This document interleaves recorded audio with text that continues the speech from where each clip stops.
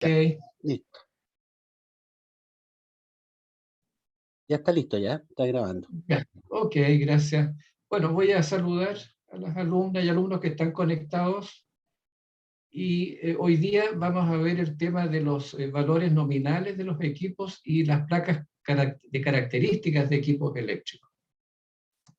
Algunas definiciones vamos a ver y después vamos a ver algunos ejemplos de placas de características de los equipos mayores, que son este listado que está acá.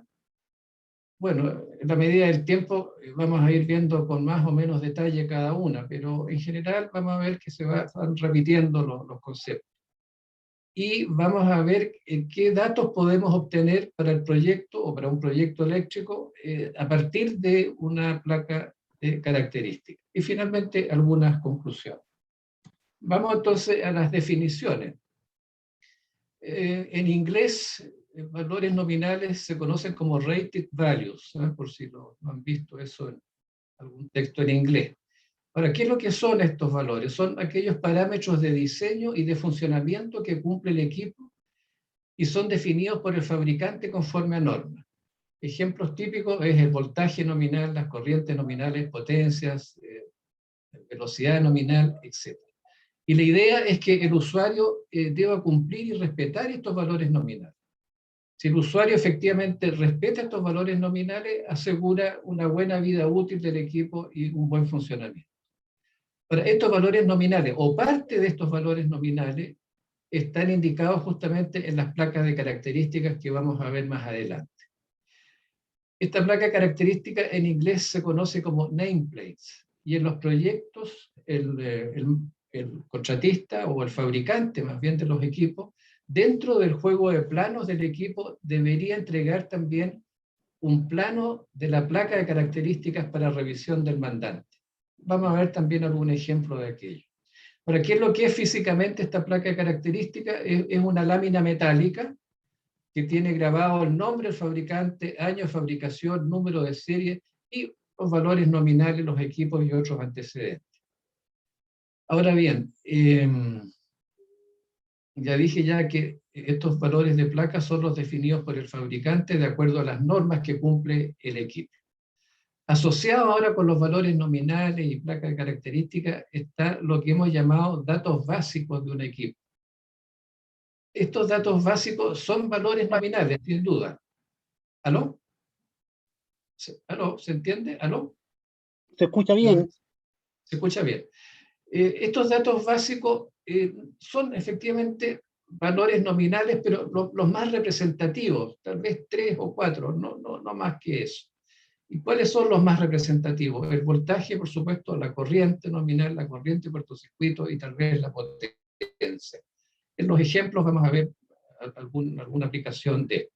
Entonces ustedes ven que estos conceptos, estas definiciones, valor nominal, placa característica y datos básicos, en el fondo están todos relacionados entre sí y contribuyen a un buen desarrollo del proyecto. Algunas consideraciones generales. Ya dije, los valores nominales son importantes porque el fabricante asegura con ello el correcto funcionamiento del equipo a lo largo de toda su vida útil.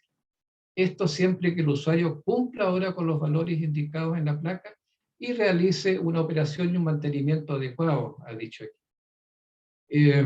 Normalmente, aquí en los valores nominales hay dos aspectos. Está la parte eléctrica con las corrientes nominales y está la parte térmica, está la parte de operación de la temperatura del equipo. O sea, normalmente la temperatura del equipo, cuando está a plena carga, está normalmente sobre 50 o 60 grados Celsius. Entonces la idea es no calentar mucho el equipo porque si no lo estaríamos dañando y estaríamos acortando su vida útil. Ahora, estos valores nominales tienen que estar respaldados por protocolos de pruebas FAT en fábrica. Estas pruebas se conocen como pruebas de rutina y las otras pruebas son las pruebas tipo. Hay pruebas de rutina y pruebas tipo. Estas pruebas de rutina se realizan a todo o a cualquier equipo que salga de fábrica, desde el más pequeño hasta el más grande, y cumplen con las normas, normalmente normas europeas, la IEC o la ANSI, que es la norteamericana, la BS es la British Standard, que es la inglesa, la VDE, que es la alemana. Entonces, debemos tener para los valores nominales los protocolos de prueba. Ahora, en equipos mayores, grandes, estoy hablando de transformadores, generadores, interruptores, esos protocolos de prueba los entrega normalmente el fabricante. Ahora, si compramos un motor pequeño, bueno, ahí ya es más difícil conseguir el certificado de prueba de ese motor, o las pruebas que se hicieron a ese motor específico cuando salió de fábrica. Ahora, todo equipo o artefacto eléctrico tiene que tener una placa de características necesariamente. Esta placa, ya dije, puede ser metálica en aluminio, con valores grabados en color negro u otro que otorgue un contraste entre el fondo de la placa y la escritura. En equipos y en artefactos menores, estoy pensando incluso en artefactos domiciliarios, la placa a veces es una simple inscripción con datos de tinta, blanca o negra. Estoy pensando, no sé, en la data, la placa del televisor o de alguna radio o de alguna juguera o licuadora, etc. Pero todo equipo eléctrico, repito, debe tener sus datos de placa debidamente identificados. Y así el usuario sabe también a qué atenerse. Ahora bien, con respecto a las placas características, vamos a ver cuál es la información que va en una placa y los ejemplos. Vamos a ver también una hoja de datos técnicos. Entonces, vamos a partir por los generadores, después los transformadores y así sucesivamente hacia abajo. Entonces, en el caso de los generadores sincrónicos, de acuerdo a la norma IEC, la información que tiene que ir en una placa de características es la siguiente. Primero, el nombre del fabricante, el año de fabricación y el número de serie. Esto es una constante. Esto lo vamos a repetir en todos los equipos que vamos a ver más adelante y que están en la lista que mostré en la diapositiva anterior. El tipo de generador, si es un W41, un W42, 38, etc., esto nos define la ubicación de los descansos de empuje y guía. La potencia nominal es fundamental en MVA. Las elevaciones de temperatura de los bobinados a potencia nominal, elevación de temperatura del núcleo. Por supuesto que el voltaje nominal, la corriente nominal, el factor de potencia nominal, que es un coseno phi inductiva, velocidad de rotación nominal, velocidad de embalamiento, frecuencia nominal y el número de fase. Entonces, acá si pudiéramos seleccionar los datos básicos, diríamos que para un generador sincrónico los tres datos básicos serían la potencia nominal, su voltaje nominal, su corriente nominal y su velocidad de rotación. Ahí estamos haciendo un link entonces con las definiciones que vimos hace un momento atrás. Ahora, esta lista es un poco más larga, sigue en la diapositiva siguiente.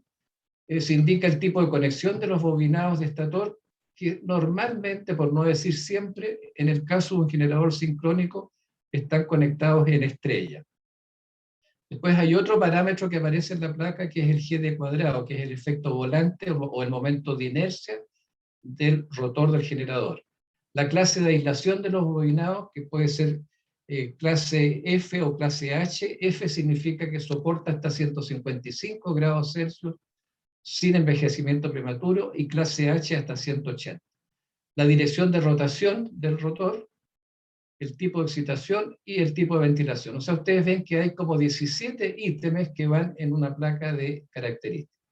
Y además está el sistema de excitación asociado al generador, que tiene también una corriente de excitación nominal, un voltaje de excitación, etc. Ahora bien, veamos ejemplos ahora prácticos. Aquí hay una placa de un generador ABB, generador sincrónico, que tiene, marqué con algunas flechitas aquí algunos datos que son los que vimos recientemente. Por ejemplo, aquí está, bueno, está el nombre del fabricante. El nombre del fabricante es ABB. El tipo está indicado acá abajo. No me funciona bien. Ahí está. Ahí está el tipo. Aquí está el número de serie. A ver si aquí puedo manejarlo mejor. Ahí. El número de serie está acá. Y el año de fabricación está acá. Ahí está el año de fabricación. Después tenemos la potencia nominal con una elevación de temperatura de 60 grados Celsius, que está ahí, que son 150.000 kVA, o sea, esto es una máquina de 150 MVA con una elevación de temperatura del bobinado de 60 grados Celsius y una potencia máxima con una elevación de temperatura de 80 grados y la potencia sube a 170 MVA. O sea, esta máquina tiene un régimen frío, por decirlo así, y un régimen caliente en que subimos de 150 a 170 MVA. Y acá están las corrientes, ¿no es cierto?, para cada régimen. El orden de los... Está muy pequeñito los números, ustedes lo pueden ver después. Después está la frecuencia, está la tensión de generación, coseno phi, la velocidad nominal de rotación, embalamiento, el tipo de excitación. Entonces ustedes ven, esto es una parte de la placa, esta placa sigue después hacia abajo, pero lo que quiero señalar es que todo el contenido que veíamos en palabras, digamos, en las diapositivas anteriores, de alguna forma están diagramadas entonces en esta placa metálica, y cada fabricante genera placas que sean atractivas, porque esto también sirve un poco para promocionar su marca y sus equipos. Ustedes ven que se ve que esta placa está bastante bien hecha y se pone también en un lugar bastante visible. Veamos otra también que tenga relación con los motores, también es un motor de fabricación ABB. Aquí indiqué con una flechita donde van los valores nominales, el voltaje, que pueden ser 220 volts o 440. Aquí está la frecuencia de 60 Hz, la velocidad, la potencia, en este caso en HP. Para convertir de HP a kilowatt tenemos que multiplicar por 746, el coseno phi, el amperaje. Es decir, está efectivamente toda la información que veíamos en la descripción anterior. Aquí está la norma que cumple, ahí está la norma que cumple, aquí está la clase de aislación, esta es una clase F, este es el grado IP de protección de la carcasa del motor, en este caso es 65, o sea, está bastante protegido. Esta información la mandamos con el profesor Oriol en la clase pasada, para que ustedes conocieran los dígitos con los cuales están protegidos los equipos y las celdas. Y el peso del motor es 65 kilos y es de 6 HP, o sea, no es una máquina muy grande, por decirlo así. Veamos ahora una placa de un transformador de poder, también según norma IEC. Se repite la constante, el nombre del fabricante, año de fabricación, número de serie. Potencia nominal, tipo de refrigeración, voltaje primario, voltaje nominal secundario, las pérdidas, la impedancia, el grupo vectorial, la cantidad de aceite. Bueno, veamos ahora algún ejemplo. Aquí tenemos el ejemplo de un transformador. Aquí está el nombre del fabricante, no se alcanza a ver bien, pero este está fabricado en Colombia. Está fabricado en Colombia, dice acá abajo, por Magnetron SA, bajo las normas tanto y tanto. Y acá se repite lo mismo, está el número de serie, el año de fabricación, nombre del fabricante, la potencia. Ustedes ven que estos recuadros están en blanco. Están en blanco porque estos se graban después de las pruebas de rutina y las pruebas tipo que se les somete el transformador en fábrica. Después viene la elevación de temperatura del aceite, en fin, etcétera, y el peso total del equipo, el año, el tipo de refrigeración, en este caso es ONAL, un diagrama de conexiones del lado de alta tensión y de baja tensión. Se ve que el lado de alta tensión está conectado en delta, el de baja tensión está conectado en estrella, y aquí están los cambiadores de toma bajo carga.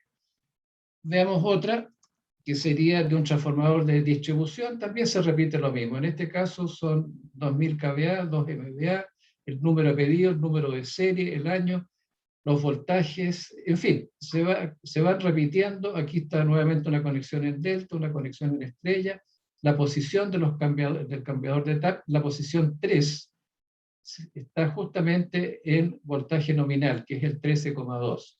Si pasamos a la posición 4, bajamos de la tensión nominal un porcentaje a 12.870 volts, y en la posición 5 bajamos a 12.540. En la posición 1 tenemos el máximo voltaje, que son 13.860. También un diagrama vectorial, la fecha de fabricación y construido en México. Entonces ustedes ven que el volumen de información es bastante generoso, por decirlo así. En este otro es un transformador tipo seco, donde se indica la potencia, se indica el número de fase, la clase de aislación, en este caso es clase H, para una temperatura ambiente de 40 grados, por lo tanto hay una elevación de temperatura de 125, y en México tienen, perdón, esto es en Colombia, está fabricado en Colombia tiene 60 ciclos. También la ubicación de los cambiadores de TAP en vacío con sus voltajes acá abajo. Entonces, ¿cuáles serían en esta placa, qué valores podríamos aprovechar para el proyecto? Podríamos aprovechar primero el valor de la corriente primaria, que debería ir acá grabada. La corriente cortocircuito en kiloamperes, la deberíamos conocer también acá. El peso del equipo también es necesario tenerlo para el proyecto. El año de fabricación. Bueno, entonces ustedes ven que de todo este juego de valores que uno va a ir viendo en las distintas placas, puede ir sacando, obteniendo información para el proyecto y específicamente para el diagrama unilineal. Aquí abajo indica que está fabricado en Bogotá, Colombia, y con una referencia interna ahí de la fábrica. También es una placa de un transformador, pero fíjense que esta placa está toda en blanco. ¿Por qué? Porque estos recuadros se graban después de las pruebas. Entonces repite siempre lo mismo, el tipo, la potencia nominal, los voltajes, etc. Y ustedes ven que estas placas tienen sus medidas, ¿no? Un cierto ancho y un cierto largo, y repito, el fabricante tiene que entregarle al cliente un plano de la placa para que el cliente revise. A veces hay que corregir errores de ortografía, o si falta algún dato importante, el cliente puede decir, oye, agrégueme tal o cual dato en la placa, etcétera, etcétera. Este es un plano ahora de un caso real de la placa de los transformadores elevadores de las centrales El Paso y San Andrés. Ustedes ven que el fabricante mandó entonces esto como placa, digamos, de los transformadores. Estos son de fabricación china. Por supuesto que esto fue comentado y algunos comentarios. A veces se pide, por ejemplo, que la placa sea en idioma español. Aquí ustedes ven que está en inglés todo. Entonces se pide la traducción al idioma español. Entre algunas de las comentarios. Bueno, veamos ahora un interruptor de poder. En el caso del interruptor de poder también tenemos su fabricante, año de fabricación, número de serie, voltaje nominal, corriente nominal. Se van repitiendo entonces estos valores para cada uno de los equipos. Y he puesto fotos ilustrativas para un poco asociar la placa al físico. Ahora bien, una placa típica entonces de un interruptor de media tensión, en este caso es un Siemens, un tipo 3AH 5024 que se ha comprado bastante para el sistema chileno. Ustedes ven que aquí tienen el año de construcción, que es el año 2004. Aquí está la tensión nominal, la corriente cortocircuito, la tensión máxima, el peso, el tiempo de cortocircuito y la secuencia de operaciones. O es open, se abre, se cuenta 0,3 segundos, cierre, apertura inmediata, 3 minutos de carga de resorte, y así se va repitiendo el ciclo. Construido en Alemania, Siemens. Datos que pueden interesar para ¿cómo se llama? Diagrama unilineal. Bueno, por lo pronto, la corriente cortocircuito, la corriente nominal, el tiempo de falla y el voltaje nominal. Ahí son datos entonces que son útiles. ¿Qué pasa con un transformador de corriente? Lo mismo, aquí ya voy a ir un poquito más rápido, se repite fabricante, año de fabricación, número de serie, voltaje nominal, etc. Veamos la placa ahora de un transformador de corriente. En este caso es un transformador de fabricación Arteche. Arteche tiene fábricas en España y en Brasil. Aquí está la fecha, ¿no es cierto?, de fabricación, que está en blanco. Aquí voy a señalar dos cosas. Uno, que este transformador de corriente tiene 5 núcleos, porque acá está indicado, hay un núcleo 1 con 5 amperes, núcleo 2, núcleo 3, núcleo 4, núcleo 5, todos de 5 amperes, y hacia abajo con sus características. Este primer núcleo es de 50 volamperes, es de núcleo de protección 5P y con un 20% de sobrecarga, un factor de seguridad de 20. El segundo núcleo es un núcleo de medida, porque es 0,25 la clase. También 120% de extensión de corriente. El tercero también es de medida. El cuarto es de protección y el quinto es de protección. Entonces, todo este dato que están acá son los que pasan al diagrama unilineal. Aquí está la corriente de cortocircuito, en este caso 1 segundo, y corriente dinámica máxima de 100 kA, la norma que aplica. ¿Hasta qué altura se puede utilizar? Hasta 2000 metros. Es un transformador de intensidad, está en español y está en inglés. En inglés es un current transformer. Entonces ustedes ven que es útil la placa porque, repito, extraemos bastante información para el proyecto. Aquí está el peso son 620 kilos. Veamos ahora un transformador de potencial muy parecido. Fabricante, año de fabricación, número de serie, de nuevo los voltajes, la cantidad de núcleos, tipo de montaje, aislación, etc. ¿Y cómo sería la placa? La placa sería también es un transformador de fabricación Arteche, que en este caso tiene un secundario y un terciario. Un primer secundario de 110, partido por raíz de 3, de 100 volamperes clase 0,5. Y el segundo secundario es lo mismo, 110 partido por raíz de 3, 100 volamperes clase 0,2. O sea que este núcleo serviría para facturación. Aquí podríamos conectar nosotros la bobina de potencial del medidor de energía y estaríamos cumpliendo con la norma. ¿Qué norma cumple el transformador? La IEC 644, altitud 2000 metros, similar al transformador de corriente, las temperaturas de operación, fecha de fabricación, etc. Bueno, y voltaje. En este caso es un transformador de 245 kilovolts, tensión nominal, pero conectado a 220, con una tensión resistida de 460 kilovolts y un bill de 1050 kilovolts. Bien, repito, de aquí entonces todo lo que son datos para los para los bobinados, los podemos sacar de la placa y llevarlos a nuestro plano unilineal. Desconectadores, bueno, se repite lo mismo, fabricante, año, tipo de conectador, voltaje nominal, etc. Y aquí está la placa. Y elegí esta placa porque fíjense bien, es una placa que tiene bastante texto en chino. Entonces, la primera versión que nos envió el fabricante era una placa en chino. Entonces, lo que sí pedimos es que eliminaran el texto chino y pusieran en español. ¿Y qué fue lo que hicieron ellos? Mantuvieron todavía el lenguaje, el texto en chino, y pasaron al inglés, entonces, alguna traducción. Y finalmente quedó esta placa, que no es muy bonita, pero bueno, finalmente, pero los datos están. Está, qué sé yo, la corriente nominal, 3150 amperes, voltaje nominal, 252 kilovolts o 220 kilovolts, el voltaje del bill son 1050, corriente cortocircuito 50 kiloamperes, fecha de fabricación, y la fábrica en China es Pingao Group High Voltage Switchgear Company en la República Democrática de China. Entonces, bueno, ustedes ven que uno se encuentra con estas novedades en la práctica y hay que saber resolverlas. Y aquí está el tamaño entonces de la placa, que es del orden de 10 centímetros de alto por 150 centímetros de frente o de ancho. Y el peso va ahí, que no lo han grabado todavía, y es trifásico. Bien, después tenemos el caso de los pararrayos, también con su año de fabricación, su número de serie, su voltaje. La verdad que esta placa es una de las más complicadas, ¿no? El pararrayo tiene una placa que tiene muchos parámetros, están indicados acá. El próximo semestre vamos a tener una clase dedicada exclusivamente a los pararrayos y vamos a estudiar todos estos conceptos para incluirlos debidamente en un plano unilineal y en el proyecto respectivo.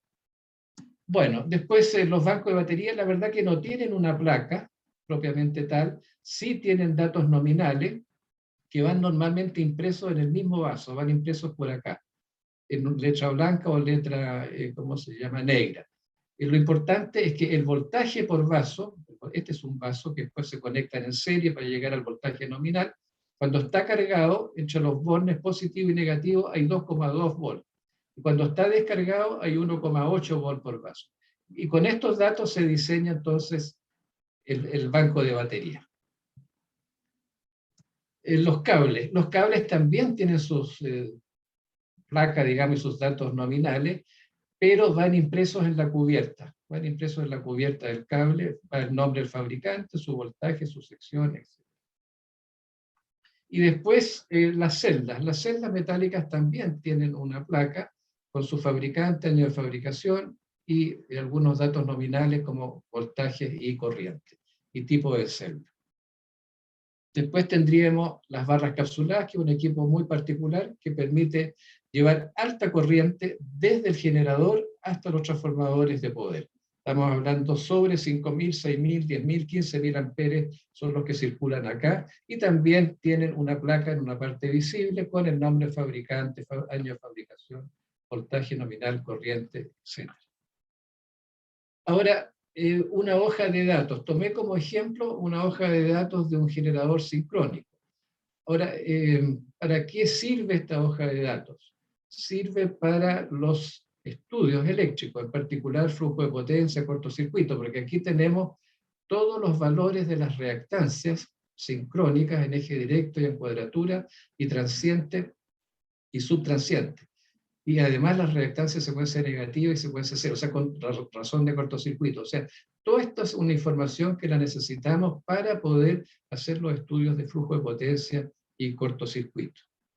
Además, dentro de los datos de diseño, el fabricante tiene que entregar estas curvas que destaqué en negrilla acá, que es la curva característica en vacío, curva de cortocircuito, curvas en P y diagrama PQ del generador. Voy a mostrárselas después. Son importantes porque el fabricante entrega estas curvas, pero calculadas teóricamente de acuerdo a su software. Y una vez que la máquina ya está en terreno, armada y funcionando, estas curvas entonces se miden físicamente y se verifica si el valor teórico coincide con el valor real o no. Y, por supuesto, hay otras características de los sensores de temperatura, de los radiadores, enfriadores, etc. También datos que sirven para memorias de cálculo. Aquí están las curvas. La curva en vacío seguramente la deben de recordar ustedes en sus cursos de máquina. Aquí abajo llevamos la corriente de excitación, y aquí arriba aquí llevamos el voltaje generado en los terminales de la máquina. La primera parte es prácticamente lineal y después se satura. Hay una pequeña saturación, y con esto entonces podemos calcular qué excitación necesitamos para tener un cierto voltaje con un cierto coseno phi. Estas curvas que se ven acá débiles, 1, 2, 3 y 4, es el coseno phi. Este primero de arriba es el coseno phi nominal. La otra curva importante es lo que se conoce como las curvas en B. Estas curvas en B, en el eje horizontal, llevamos también la corriente de excitación, en el eje vertical llevamos la corriente por fase, y en esta familia de curvas, así como en arco hacia abajo, llevamos la potencia, donde acá arriba tenemos potencia nominal, aquí vamos bajando a mitad de potencia, a un cuarto de potencia, a 10%, y llegamos a 0. Y estos son los límites de operación de la máquina. Y los cosenos phi también están indicados ahí. Después tenemos el diagrama PQ de la máquina, que seguramente lo deben recordar ustedes, donde en el eje horizontal llevamos la potencia reactiva y en el eje vertical llevamos la potencia activa. Desde acá, desde el 0 hacia la derecha, digamos, de esta línea, la máquina trabaja sobreexcitada, y del centro hacia la izquierda trabaja subexcitada. Subexcitada absorbe potencia reactiva de la red, y sobreexcitada entrega potencia reactiva a la red, y con este juego puede regular entonces tensión en un cierto margen la máquina en barras de generación o en la línea de transmisión. También incluí una curva de rendimiento, la máquina, acá abajo va la potencia y aquí va el porcentaje de rendimiento. Observen que para 100% de potencia nominal, el rendimiento es máximo. Tenemos un buen rendimiento prácticamente cuando la máquina está a potencia nominal. Pero si bajamos, por ejemplo, a un 50, un 40%, ustedes ven que el rendimiento cae bruscamente a valores bastante más bajos. ¿Qué significa esto? El ideal es hacer generar o trabajar las máquinas siempre a potencia nominal, con el propósito de tener siempre su rendimiento máximo. Se ven dos curvas porque la primera es para coseno phi 1 y la segunda es para coseno phi 0,95, que es el nominal de esta máquina. También en terreno se verifica el rendimiento de la máquina con pruebas de rendimiento. que no son simples, son pruebas bastante complejas, pero se pueden realizar. Aquí está el concepto de los datos básicos y la simbología. Y esto lo hemos repetido varias veces, que cada símbolo tiene que tener algún dato básico en el plano unilineal, o si no queda ciego. Entonces puse como ejemplo un interruptor, cuyo símbolo es este rectángulo con un número 52 al interior, y tenemos que ponerle algo asociado a este símbolo. En este caso lo hemos llamado interruptor 52-1, que es de 220 kilovolts, 1600 amperes nominales y 40 kiloamperes cortocircuito. Y con esto queda perfectamente definido a qué tipo específico de interruptor nos estamos refiriendo en este caso, o en el plano unilineal, donde indiquemos estos datos básicos. Y esto se repite para los desconectadores, para los transformadores de corriente, potencial, etcétera, etcétera. Puse esta diapositiva de especificaciones técnicas con dos propósitos. Primero, para ilustrar que las especificaciones técnicas no son exclusivas de los proyectos eléctricos. Las especificaciones técnicas aplican a caminos, puentes, aeropuertos, etcétera. En este caso, corresponde a una obra que es un colegio municipal en un municipio que se llama San Clemente de la República de Bolivia. O sea, esta cosa incluso es universal. Aquí está dicho un poco el alcance, ¿no es cierto?, de la obra. Y en la hoja de datos ahora, con los equipos y materiales necesarios para este colegio, se anexa como hoja de datos. Entonces la hoja de datos forma parte, hablemos así, de una especificación técnica. Normalmente una especificación técnica de un generador sincrónico puede ser fácilmente entre 5 a 15 páginas, para que ustedes se formen una idea. Y la hoja de datos vimos que eran dos hojas, ¿no? Entonces eso marca la diferencia entre este concepto de especificaciones técnicas y de hojas de datos. Bien, conclusiones entonces para terminar. Lo primero, los datos básicos son para el plano unilineal y son básicamente 3 o 4 valores nominales, tan simple como eso. La placa característica aporta datos para el proyecto. Ya vimos algunos ejemplos, en los transformadores de corriente, transformadores de potencial, generadores, etc. Las hojas de datos, en inglés datasheet, resumen las características técnicas de un equipo. O sea, son, yo diría, los valores nominales más otras características. Y en las especificaciones técnicas se deben, además de indicar los valores nominales, especificar condiciones de diseño de los equipos. Y la placa característica debe estar siempre instalada en un equipo y en un punto visible. Eso vale sobre todo para los equipos mayores, y para los equipos menores tiene que estar puesto ya sea en la parte posterior, pero que el usuario la encuentre fácilmente. Bien, con esto terminamos. Ofrezco la palabra si hay alguna consulta a lo mostrado o bien a lo dicho. Les ofrezco entonces cualquier aclaración o pregunta.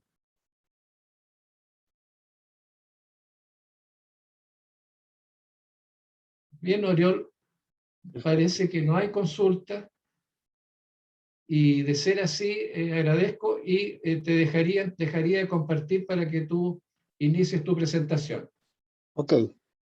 Bien, dejo de compartir entonces. Ahora sí.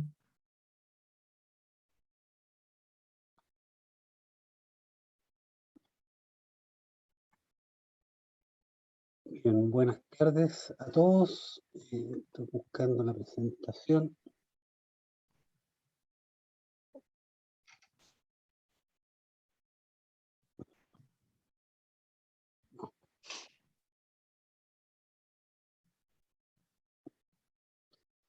Ya vamos a hablar hoy día de un proyecto, o sea, en términos generales, el proyecto Central Fotovoltaica como un pequeño medio de generación distribuida, energía renovable no convencional. ¿Alguien me puede explicar, si se acuerdan, porque lo vimos en una clase anterior, qué es lo que es un PMGD, la característica? María José, ¿te acuerdas de qué es el PMGD?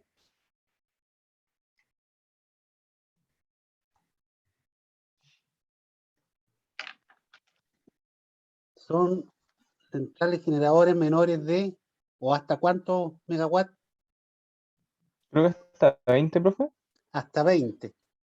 ¿Y qué característica tienen? Energía renovable, no Sí, convencional. no convencional, sí, pero tiene una característica que de 0 a 10 megawatts, a 9 en realidad, no pagan Es peaje. 9 megawatts más los PMG Sí, de Oriola. sí, Hasta 9 9. megawatts. No pagan peaje y de 9 a 20 es lineal el costo del peaje. Eso hay una clase anterior que hizo el profesor Otto y está grabada, así que la pueden revisar. ¿Ya? Y la fotovoltaica, la central fotovoltaica, en la que estamos considerando en esta presentación, es una PMGD, es decir, hasta 20 megawatts, y no es de la grande. Bien, el tema de las centrales fotovoltaicas, haciendo un poquito de historia, este descubrimiento de esta energía fotovoltaica comenzó el año 1839, que un señor llamado Becquerel irradió 2 electrodos de platino que estaban en una solución y fluía una pequeña corriente eléctrica. El efecto en esa época era muy pequeño y no tenía importancia en ese tiempo, pero no fue olvidado, quedó ahí. La primera persona que proporcionó una explicación de este efecto fotovoltaico fue Albert Einstein en 1904. Igual el rendimiento de lo que tenían en esa época era muy, muy bajo, así que también quedó un poco atrás. Finalmente, en 1954 se elaboró la primera célula de silicio para ver este efecto fotovoltaico. Ya en 1981 a 1963 se fue perfeccionando la célula fotovoltaica con un rendimiento de un 6%. Y como una de las tantas aplicaciones, les cuento que hay una aplicación solar aeroespacial del satélite Vanguard 1 que se despegó en marzo de 1958 como un mini satélite accionado por energía solar. El peso de ese satélite era un 1,5 kilos y un diámetro de solo 16 centímetros. Está volando todo ese satélite, pero ya no están activas las células. El rendimiento de las células fotovoltaicas de ese satélite era de un 10,4%. Bien, dicho esto como introducción,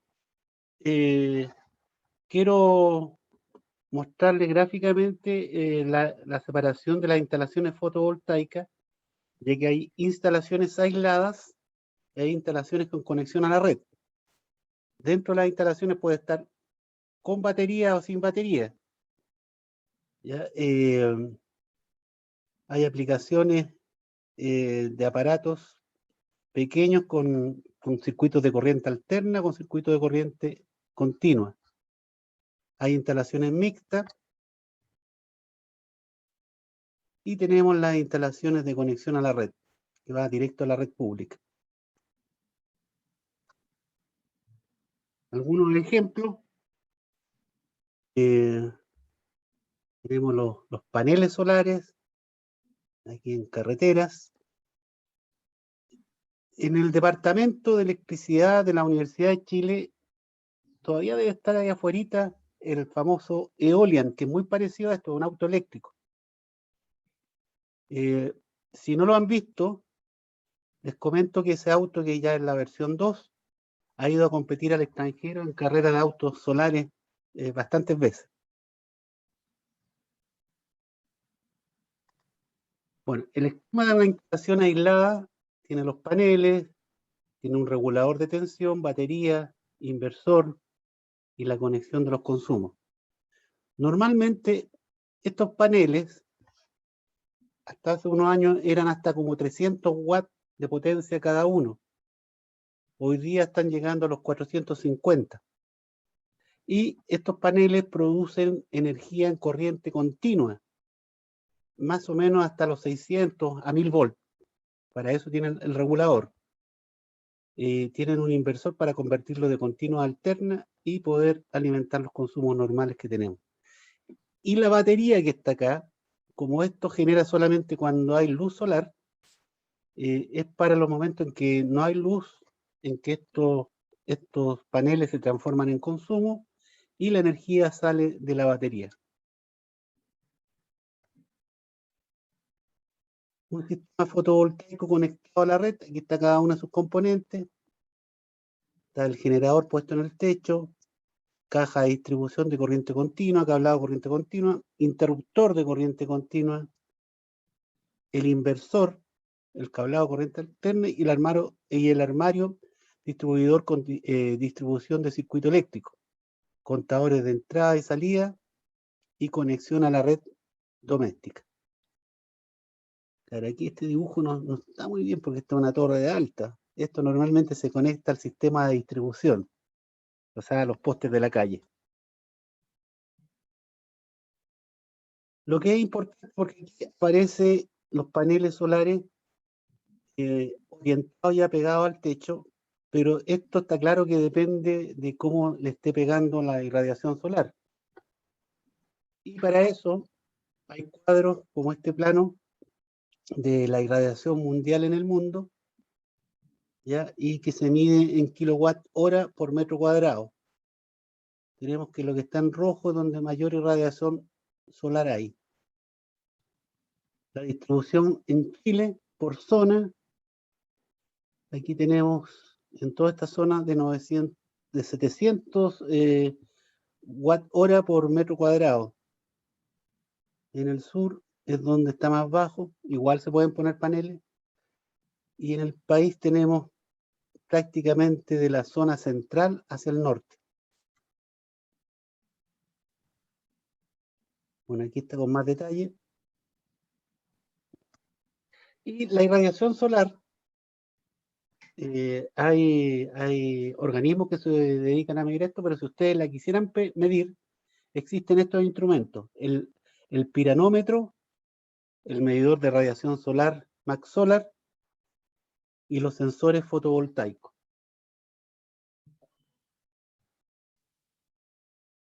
El rendimiento de los paneles solares, como ya vimos que dependía de cómo llegue la radiación solar, hay muchos factores que hacen o que influyen en el rendimiento.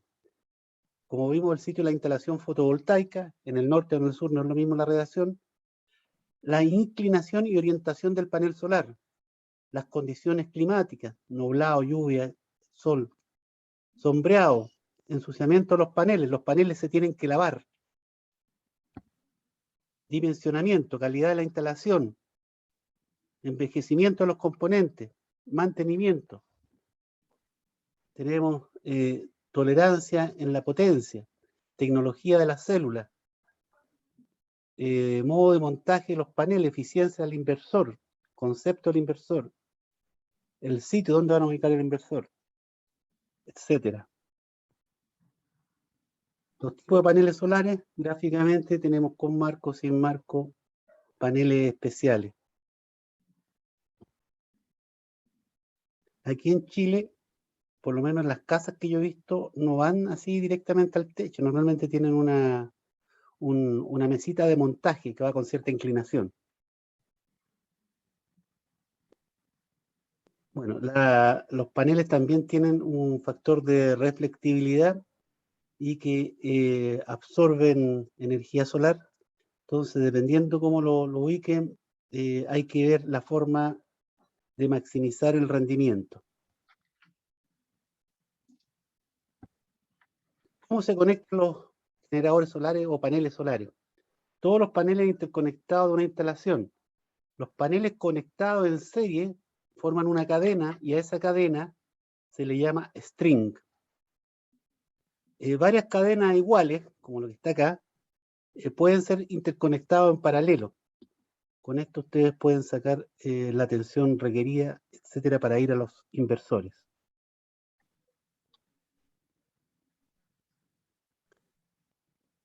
Aquí hay una cantidad de inversores montados en una azotea al aire libre. y transforman la corriente continua procedente de los paneles fotovoltaicos en corriente alterna, de tal forma de ajustar la frecuencia y tensión para su entrada a la red pública.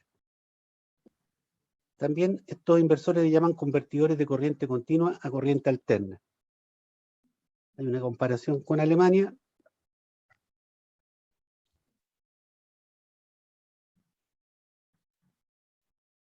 Aquí tenemos el generador, el inversor, que normalmente va de 0 a 600 o a 1000 volts. A veces se le pone posteriormente, bueno, ya lo van a ver más adelante, se le pone un transformador, pero aquí va directamente a la red. Está mostrado en forma sencilla. Se produce corriente continua y se entrega corriente alterna. ¿Qué características tienen los inversores con transformador? Hay un aislamiento galvánico de la tensión de entrada y de salida. Mayormente estos transformadores en las centrales fotovoltaicas se ponen. Generalmente están estas cadenas de string que generan hasta 600, 800, 1000 volts, y llega el inversor y la transforma en corriente alterna en voltaje de 220 o 380, lo que se requiere. Normalmente es 220. La ventaja, tensión muy baja, y evita corrientes peligrosas que atraviesan el cuerpo. Influencia electromagnética minimizada, conexión equipotencial no es necesaria. Toma a tierra fácil, por ejemplo, para la instalación de paneles de cada capa fina. Desventajas, pérdida del transformador, que hay que sumarla, y el mayor peso y tamaño. Vamos a ver un esquema más adelante. Y estas son las características sin transformador. En realidad no hay aislación galvánica ni nada de eso. Hay hartas desventajas.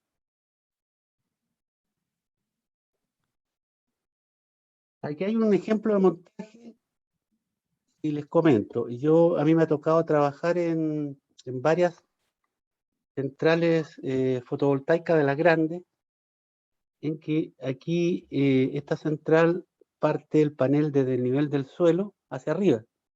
Normalmente va una mesa y la parte más baja, queda como 1,20 m, y de ahí para arriba. Estos son paneles de silicio. Hay una torre meteorológica o estación meteorológica que normalmente está en esta sala. A veces está la intemperie también, pero se reconoce porque tiene un elemento girando, un elemento midiendo la radiación solar, etc. Está la sala de control, sala de potencia. Normalmente es la misma sala. Cuando hay una central fotovoltaica con cientos o miles de paneles, hay muchas salas de potencia, y una sala de control para todo el parque. Aquí está el armario de corriente continua. Inversores. Los inversores pueden ser 1 hasta 3 o 4, que es lo que usualmente se ocupa para la misma sala. Piensen que esta sala de control controla todo el set o mesas de paneles. Esto se llama una mesa de paneles, todas las mesas de paneles de esta zona. Si hay otro, ese va a abarcar la otra zona, etcétera. Y aquí están dibujados los transformadores afuera, pero en realidad lo que se ocupa hoy día es un transformador tipo seco y va adentro de la sala de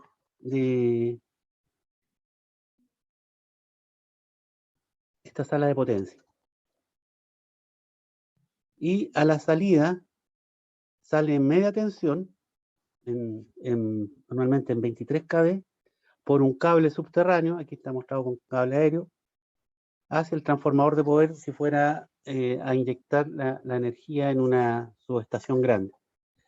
Si es que este es un pequeño PMGD, esto sale a poste directamente a la red de distribución y se conecta a través de unos fusibles a la línea.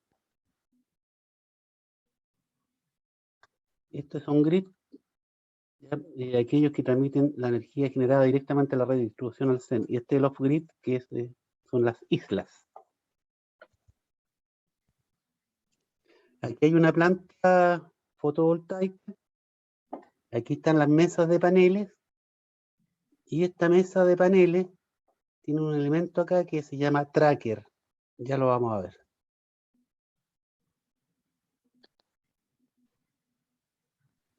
Aquí está mostrando un grupo de paneles con sus diferentes inversores conectado a 11 kV y llega a una subestación elevadora.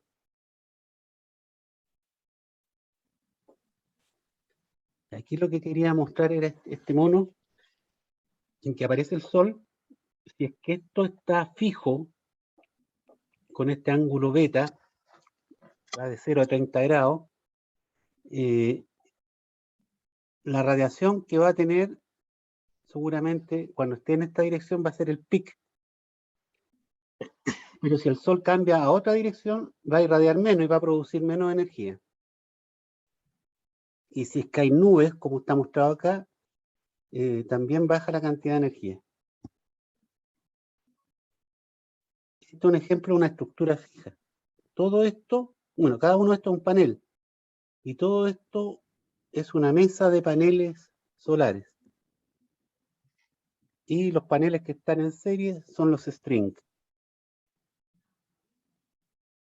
Los seguidores o trackers son unos motores que van conectados, no se alcanza a ver, pero debe estar por ahí, a una barra horizontal que tiene un solo motor chico que mueve esta barrita de tal forma que, como estas piezas está solidaria este tubo, al mover la barra el tubo va a girar y va a seguir la radiación solar.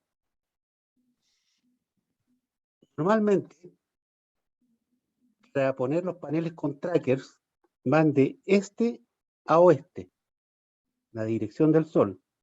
Y cuando son paneles fijos, van orientados hacia el norte.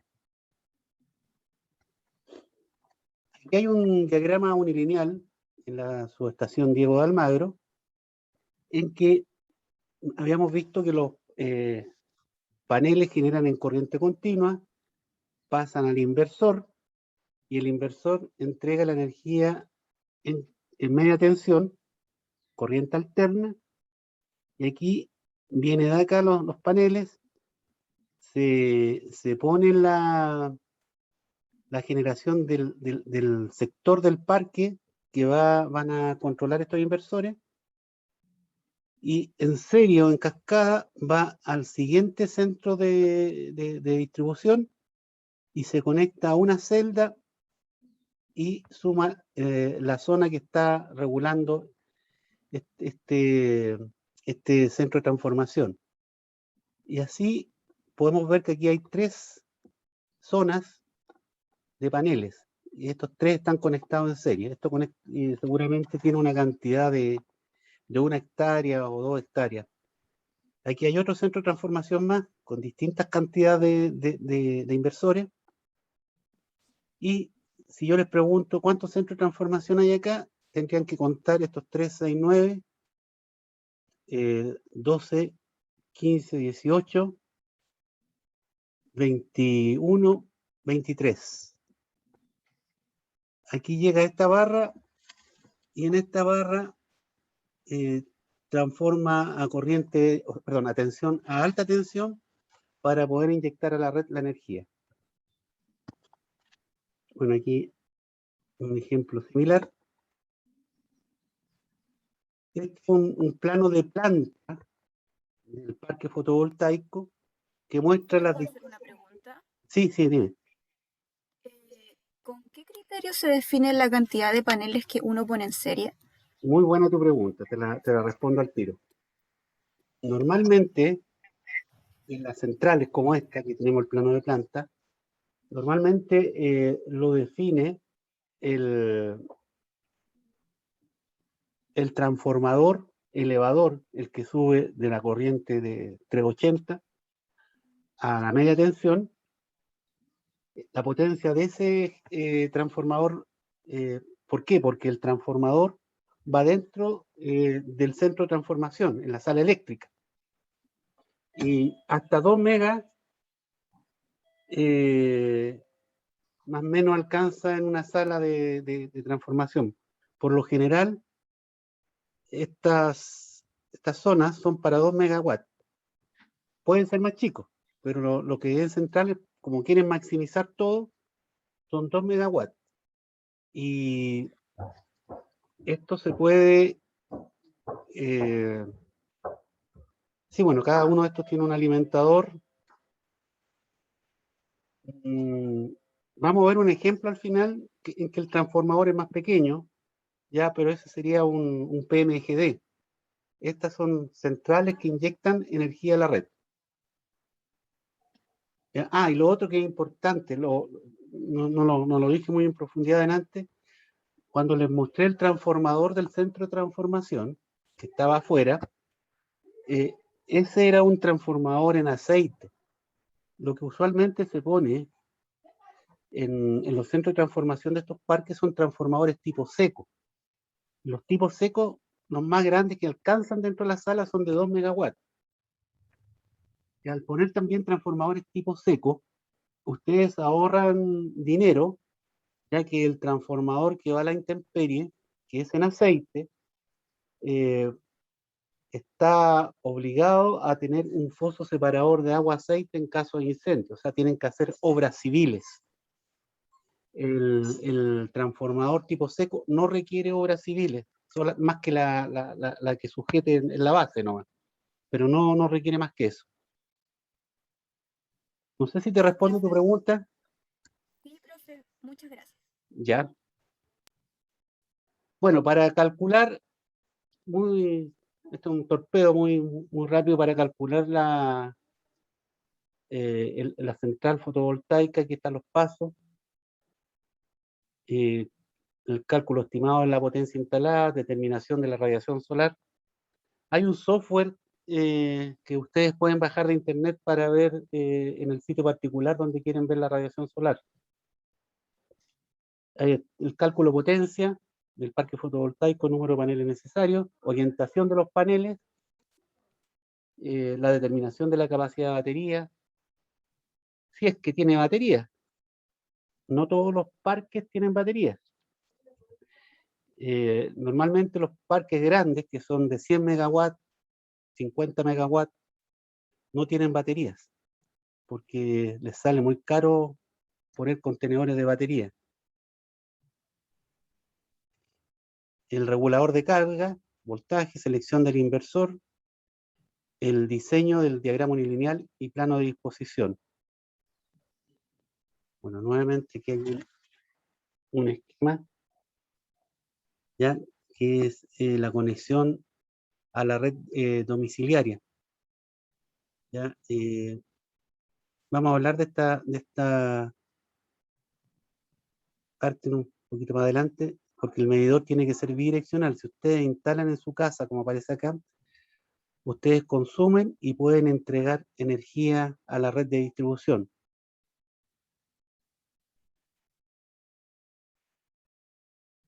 Bueno, aquí hay una comparación con una central hidroeléctrica de pasada con una central fotovoltaica. La gran diferencia es que esto no genera de noche. Esto sí, lo genera cuando tiene agua.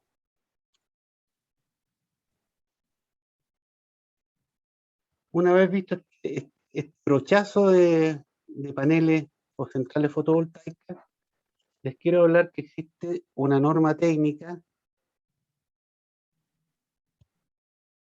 No, esa no era. Estaba seguro que la tenía abierta. Ya, no importa, ahí la podemos ver después.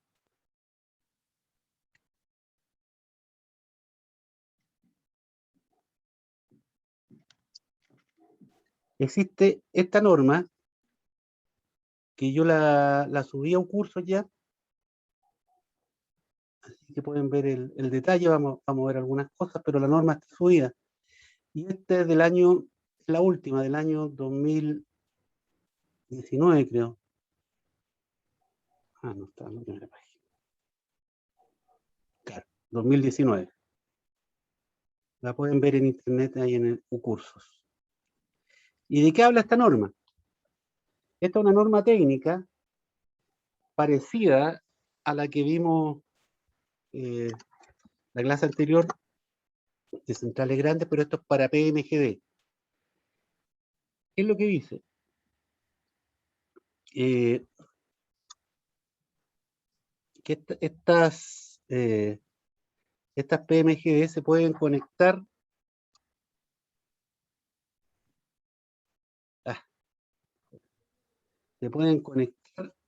directamente a través de redes de propiedad de terceros a las redes de empresas distribuidoras.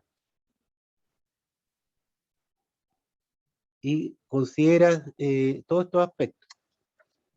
Los términos empleados de carácter técnico, procedimiento de conexión y entrada en operación del PMGD, exigencias técnicas para la conexión y operación de un PMGD, exigencias técnicas para pruebas de conexión de un PMGD y la metodología de cálculo del factor de referenciación.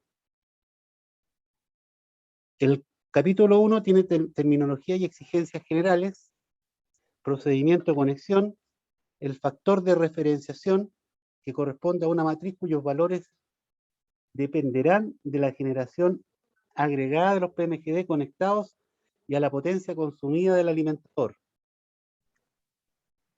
Hay exigencias técnicas para la conexión al sistema de distribución, en que habla de un interruptor de acoplamiento que debe permitir la desconexión automática del PMGD bajo corrientes de falla, cuando actúan sobre las protecciones del mismo. Todos los PMGD deberán contar con una protección RI, la que deberá estar ubicada cercana al equipo de medida o en un punto a convenir entre el titular del PMGD y la empresa distribuidora. Las funcionalidades de protección eléctrica mínimas, protección RI, que un PMGD debe implementar en el interruptor de acoplamiento, son estas. Subtensión, no subestación, disculpen. Subtensión, NEMA 27, sobretensión, NEMA 59, subfrecuencia, NEMA 81U, sobrefrecuencia, NEMA 810, anti-isla eléctrica. Adicionalmente, la instalación de conexión deberá contar con las siguientes funciones de protecciones: sobre corriente de fase, la NEMA 5051, sobre corriente residual, NEMA 50N, 51N, sobre tensión de secuencia 0, NEMA 59N.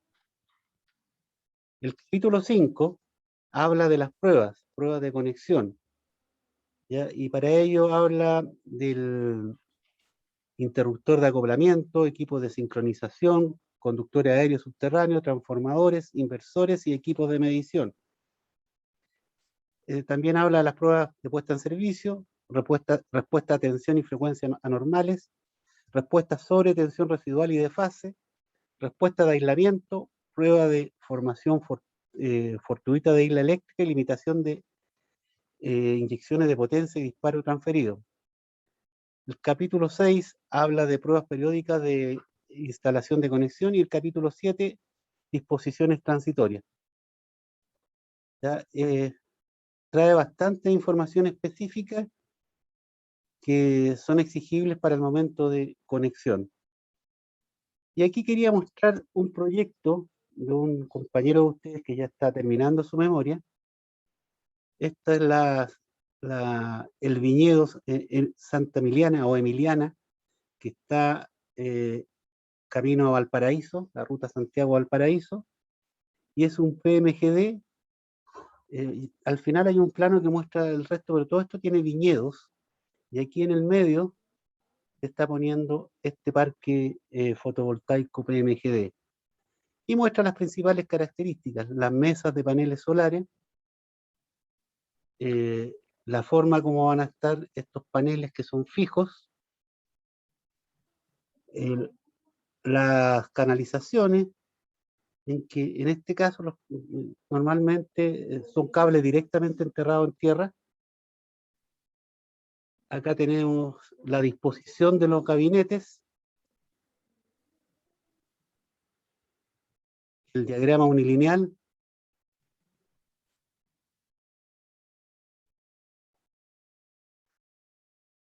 Por aquí no se alcanza a distinguir, está en verde, pero aquí dice RI. Aquí va la protección RI que exige la norma. Y una vista general, está todo el viñedo, y aquí en el centro, metiéndose de la carretera para acá, está diseñado este parque solar. No sé si hay alguna consulta. ¿No? Llegué al final ya. Bien, yo quisiera aprovechar el resto del tiempo. Varios de ustedes hicieron algunas consultas. ¿Ya? Particularmente quería detenerme con las consultas que me hicieron o no se hicieron, de la malla de tierra para la GIS. ¿Quién fue eso? ¿Quién fue? Grupo 2. Nosotros, profe. Sí, nosotros. Grupo Ya. 2. Mira, aquí estoy mostrándote un software que lo voy a compartir con ustedes, se llama el SimGRD, que la gracia de esto, aquí hay una malla enterrada 06,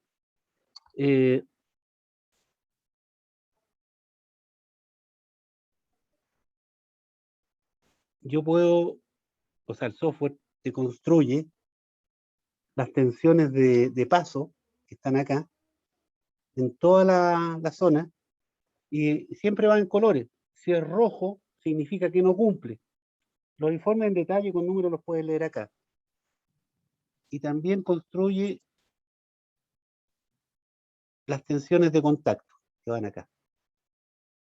Se llama SimGrid, se ocupa bastante. Yo tengo una copia pirateada, no es la última, pero funciona. Así que se las voy a subir. Y respondiendo a tu consulta en específico de la GIS, la GIS tú la tienes que ubicar en algún lado, no sé de qué tamaño va a ser, pero tiene que cubrir toda la superficie del recinto o del edificio, o si está a la intemperie, todo la superficie que ocupa esa GIS. Si la GIS ocupa un pedacito, normalmente hay más equipos, tableros, y tienes que cubrir todo eso. Para el cálculo de la resistividad del terreno, el profesor Otto al comienzo hizo una clase de malla de tierra y indicó algunas resistividades por zona. También en la norma eléctrica que le mandé a los alumnos, la RIC 9 creo que era, aparecen también unos valores por zona dentro del país que podrían ocupar esos valores. El tiempo de despeje se sugiere usar 0,5 segundos y me falta un dato. La corriente de cortocircuito, si es que no la tienen, ustedes deberían tener el valor de la impedancia del transformador en donde se está conectando esta GIS.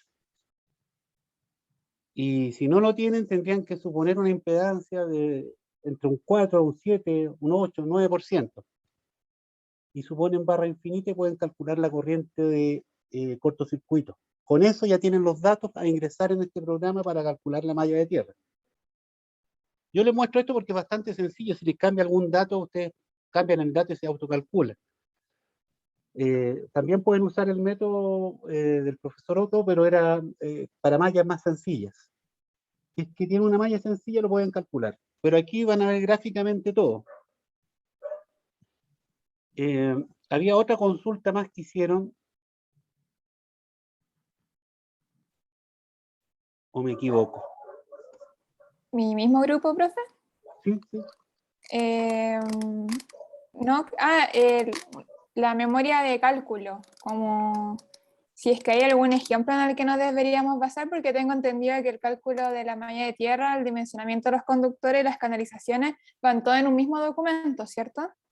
No, es el dimensionamiento de conductores, pero aquí tienes el ejemplo. Con el programa vas No, viendo pero como para la entrega de este informe donde se ponen todos los cálculos, la memoria. Mira, lo que tienes que hacer, los parámetros que te indique, los parámetros de entrada, es decir, cómo salen. La corriente de cortocircuito, las dimensiones de la malla, ya sabes ya que las dimensiones tienen que cubrir todo el terreno donde está la GIS, o la subestación, o el edificio, y el tiempo de despeje 0,5, la resistividad del terreno, tienes que decir de dónde la sacaste, que probablemente va a ser de la RIC 09, y eso lo antepone y después pones como anexo los resultados de esto, en que aquí, por ejemplo, el análisis del suelo,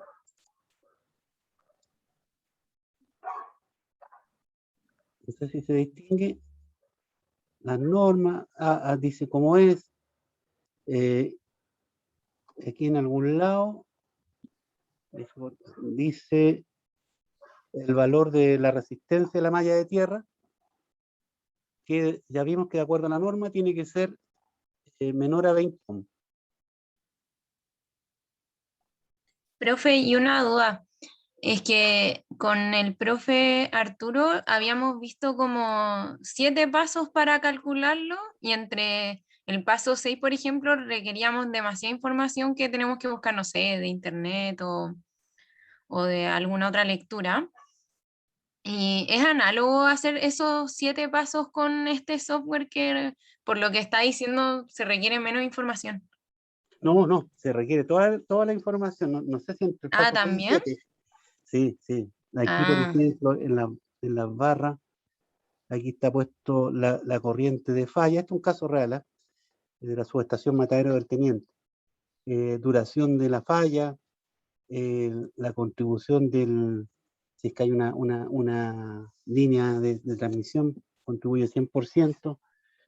Y hay varios valores que hay que meter acá. ya, no era tan sencillo. No. De hecho, yo te diría que es más sencillo la metodología que presentó el profesor Otto. Sí, es que hay en el paso 6 cuando hay que poner, por ejemplo, el coeficiente termal de resistividad y hay que buscar muchos datos ahí. Pero hay datos que son como típicos, ¿eh? Ah, ¿son típicos? Sí. Ya. Yo te sugiero que, mira, si es que vas a usar ese método, que Ujú. avances y que veamos la consulta específica. Ah, ya. Y lo otro, la María José estaba consultando si es que tienen alguna memoria de cálculo, como de algún cálculo de algún proyecto que tengan ustedes que nos sirva como referencia. Eh, sí, pero yo sugiero que no es bueno tomar una memoria de cálculo. Es Ah, mejor que ya. ustedes tomen de acá porque de repente uno se confunde con los ejemplos. Ah, claro, es que queríamos como observar cómo se estructuraban, como que era como el Sí. contenido, cómo se presenta, si se presentan tablas, si es que son párrafos y son ecuaciones. Eh, no, es como te dije, es decir, tienes que poner los datos de entrada, de dónde los sacaste, y después muestras todos estos resultados de acá que están aquí, mira, Ya, están gracias. tanto a la izquierda como a la derecha. Ok, Muchas gracias. ya. ¿Alguien tiene más consultas? Nos quedan 10 minutos para aprovechar el tiempo. Gracias, profe, por la explicación igual. Sí, no hay problema. Don Arturo, parece que estamos llegando hasta el final. Sí, el tema de la malla de tierra está ya explicado. No sé si habrá algún alumno del grupo 1 que veamos el diagrama unilineal de Cabancha. Así, sí. No sé si existe. Mira, ¿Tienes el nombre tú de algún alumno del grupo 1? yo lo veo al tiro.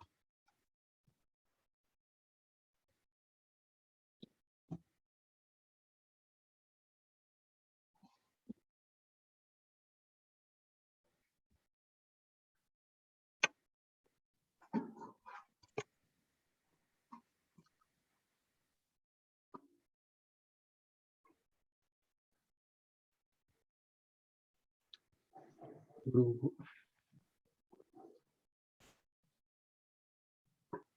Central de Pasada Cabancha. Bueno, están los nombres acá. Un momentito.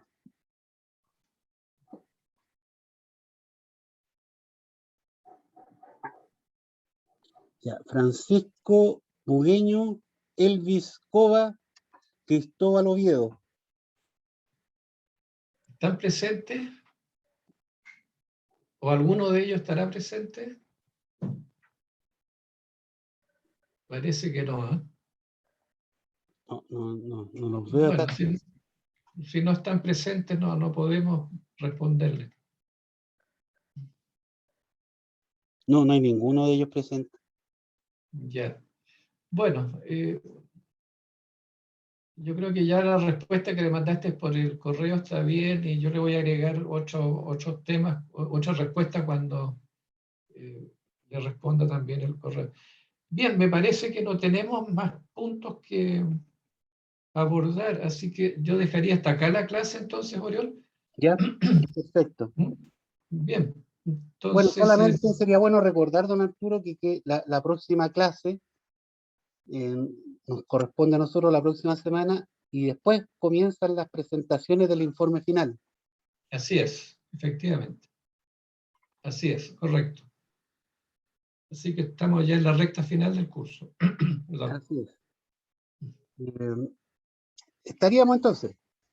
Bien, entonces me despido, gracias y será hasta el próximo miércoles. Hasta luego. Ok, hasta luego, Gracias. jóvenes. Muchas Muchas gracias. gracias. Chao, profesores. Gracias. Gracias. Chao, que estén bien. Chao, chao. Gracias.